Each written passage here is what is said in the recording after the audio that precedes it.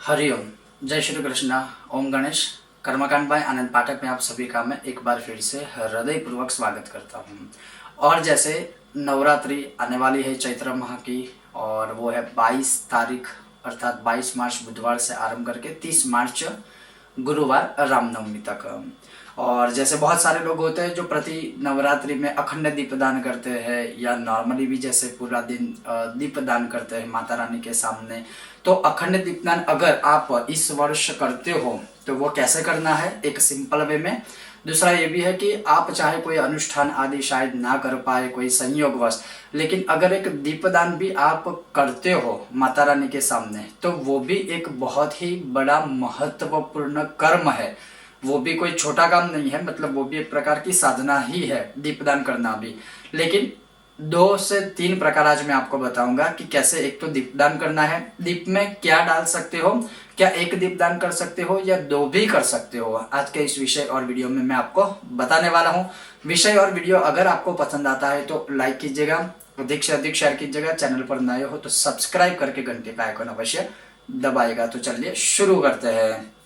सबसे पहले 2 दीपदान अगर आप चाहो तो कर सकते हो। एक है गौ माता के घी का, और वो जो दीपदान है याद रखिएगा, घी का जो दीपदान है वो माता रानी की राइट हैंड साइड ही करना है, रखना है, और हमारी जैसे लेफ्ट हैंड साइड ही रखना है या करना है, लगाना है। क्योंकि दिव्या दक्षिणे घृत दीपकम दिव्या वामे तैल दीपकम शास्त्र कहते हैं। और गौ माता के घी का जो दीपक आपने सबसे पहले प्रज्वलित किया है right hand side Mata Rani के और हमारी लेफ्ट हैंड साइड, उसी प्रकार से दूसरा दिया आप चाहो तो भी कर सकते हो, वो है तेल का। अगर धन प्राप्ति करनी है तो तेल का दीपक प्रज्वलित कर सकते हैं या अखंड रख सकते हो, या फिर शत्रुओं से पीड़ित हो, कोई ऐसी बाधाओं में फंसे हो तो उससे बंधन मुक्ति प्राप्ति हेतु आप चाहो तो सरसों के तेल का दीपक प्रज्वलित कर सकते हो, लेकिन माता रानी की लेफ्ट हैंड साइड में और हमारी राइट हैंड साइड में। तो कहने का तात्पर्य है इस प्रकार से 2 दीपदान 9 दिन तक अगर अखंड रखते हो, बहुत ही अद्भुत, अविश्वसनीय, अकल्पनीय और चमत्कारिक जो प्रभाव है इसका अवश्य ही मिलता है, क्योंकि दीपदान का महत्व शास्त्रों में प्रचुर मात्रा में लिखा हुआ है। अगर 2 दीपदान करने नहीं है तो भी कोई बात नहीं, आप एक दीप भी अगर करते हो गौ माता के घी का स्पेशली माता रानी के राइट हैंड साइड में, तो वो भी बहुत ही बड़ा महत्व है और अवश्य ही वो करना ही चाहिए। मान लीजिए संयोगवश पूरा 9 दिन अखंड दीपदान नहीं कर पाते हैं तो भी कोई चिंता की आवश्यकता नहीं है। कम से कम जितना घंटा या जितना समय अधिक चल पाए उतना भी, जैसे आप प्रतिदिन 1-2 मिनट करते होंगे दीप चले उतना, तो कोशिश कीजिए कि नवरात्र के दिनों में 1 मिनट की जगह 1 घंटा, 2 घंटा, 3 घंटा, इतना भी अगर आप करोगे तो भी उसका जो फल है वो तो आपको प्राप्त होने ही वाला है। क्योंकि शुभम करोतु कल्याणम आरोग्यम धन संपदाम शत्रु बुद्धि विनाशाय दीप ज्योति नमस्तुते। तो दीप का ये महात्म्य है, सब शुभ करने वाला है, आरोग्य अच्छा रखने वाला है, शत्रुओं की बल बुद्धि जो है क्षय करने वाला है, तो ये हमारे शास्त्र ही कहते हैं। तो दीपदान अवश्य करना चाहिए। दूसरा कि गौ माता के घी का जो दीपक आपने किया है उसमें थोड़ा सा केसर डालिए या फिर उसमें एलची डालिए, इलायची। तो ये 2 चीजें आप चाहो तो गौ माता के घी में डाल सकते हो। अगर तेल का दीपक आपने प्रज्वलित किया है तो तेल के दिए में, तेल के दीप में आप मान लीजिए 1-2 सरसों, 1 या 2 ही सरसों के दाने जिसे येलो मस्टर्ड भी कहते हैं वो डाल सकते हैं।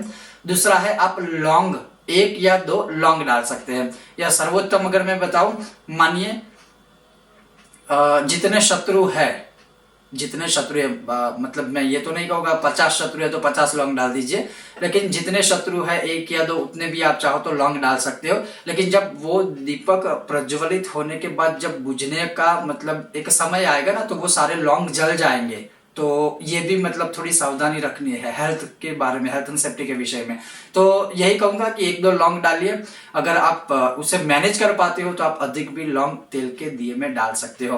कहने का तात्पर्य है गौ माता के घी का जो दीपक है उसमें केसर और एलची डालिए यथाशक्ति, मतलब संख्या के अनुसार नहीं बोलूंगा, 1 डालिए 2 डालिए, आपको जो जितना भी डालना है। उसी प्रकार से आप तेल के दिए में लौंग डालने का प्रयत्न कीजिए। तो ये हो गए 2 दिए। अगर 2 दिए नहीं कर पाते हो तो 1 दिया अवश्य कीजिएगा, 2 करते हो तो उससे बड़ी तो और कोई बात नहीं है। और जब भी आप प्रथम दिन ही मान लीजिए जब दीपक प्रज्वलित करते हो, दीपदान करते हो, अखंड दीपदान की शुरुआत करते हो, तो सबसे पहले जब गौ माता के घी का दीपक प्रज्वलित करना है, उसके बाद तिल का दीपक प्रज्वलित करना है। आपको जो भी श्लोक आता हो भगवान दीप प्रज्वलित करने का या नमस्कार करने का वो आप बोल सकते हो। कोई भी श्लोक नहीं आता है तो केवल आप ओम दीप नारायणाय नमः ये भी बोल सकते हो, या फिर अग्नि ज्योति रवि ज्योति चंद्र ज्योति तथैव च उत्तमः सर्वज्योति नाम दीपोयम प्रतिगृह्यताम ओम दीप नारायणाय नमः। यह श्लोक बोल के भी दीप प्रज्वलित करने के बाद या दीप प्रज्वलित करते समय इस श्लोक का उच्चारण करके दीप प्रज्वलित हो जाने के बाद आगे थोड़ा पुष्प रखिए और थोड़े अक्षत से पूजा कीजिए। और दीप घर है या दिया है तो चंदन या कुमकुम का टीका लगाइए। ये हो गई पूरी विधि दीपदान करने की। अब इस बार नवरात्रि में प्रतिपदा तिथि, जैसे मैंने अभी एक वीडियो बनाया था घट स्थापन में, उसमें भी बोला था, तो अगर आप घट स्थापन आरंभ कर देते हो शायद 6:23 से लेकर 7:32 प्रातः काल में, तो घट स्थापन के बाद दीप कर सकते हो, या फिर उसी समय में 6:23 के बीच से 7:32 के बीच ही अखंड दीपदान आपको करना है, ये याद रखिएगा। तो ये हो गया दीपदान करने का समय। और उसके पश्चात जैसे बहुत लोगों का एक प्रश्न होता है कि कभी कभी हम दीपदान अखंड रखने का संकल्प रखते हैं, लेकिन कभी कभी वो चले जाते हैं, मतलब बूझ जाते हैं, राम हो जाते हैं। तो हम क्या करें? तो एक याद रखिए, जब भी आप दीप को सही करते हो, उसकी बाती ऊपर नीचे करते हो या कम ज्यादा हो जाती है, तो एक दूसरा अल्टरनेट दीपक प्रज्वलित कीजिए। जब वो दीप की अखंड दीप की बाती वगैरह सब सही हो जाती है तो जो दूसरा दीप है उसे भी कंटिन्यू रखिए थोड़ी देर के लिए। ऐसा नहीं है कि उसे फिर बुझा दो और ये चलने दो, थोड़ी देर कंटिन्यू रखिए। और एक अधिक भी दीप प्रज्वलित रहेगा तो कोई नुकसान नहीं होगा, उससे फायदा ही होने वाला है। तो इस प्रकार से आप कर सकते हो। और दूसरी बहुत सारी चीज होती है शास्त्रों के साथ साथ टेक्निक के ऊपर, आप किस प्रकार से वो बात बनाते हो, किस प्रकार से दिया रेडी करते हो, ये सारी चीजों का भी ध्यान रखोगे तो 9 दिनों तक अवश्य ही अखंड दीप रहेगा ही रहेगा, इसमें कोई संदेह नहीं है। और कभी जस्ट इन केस अनजाने में ऐसा हो भी जाता है कि चलो अखंड दीपदान का संकल्प है और दीपक बुझ गया, तो कोई अशुभ नहीं होगा।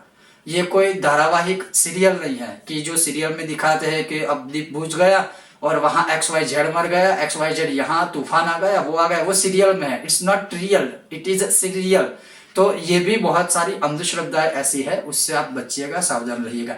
हमें कोशिश करनी है कि कोई गलती ना हो, लेकिन अगर अनजाने में दीपक राम हो जाता है तो कोई अंधश्रद्धा या अशुभ होगा, इससे बचिएगा। ऐसी मतलब गलत मान्यताओं के आधार पर मत रहिएगा।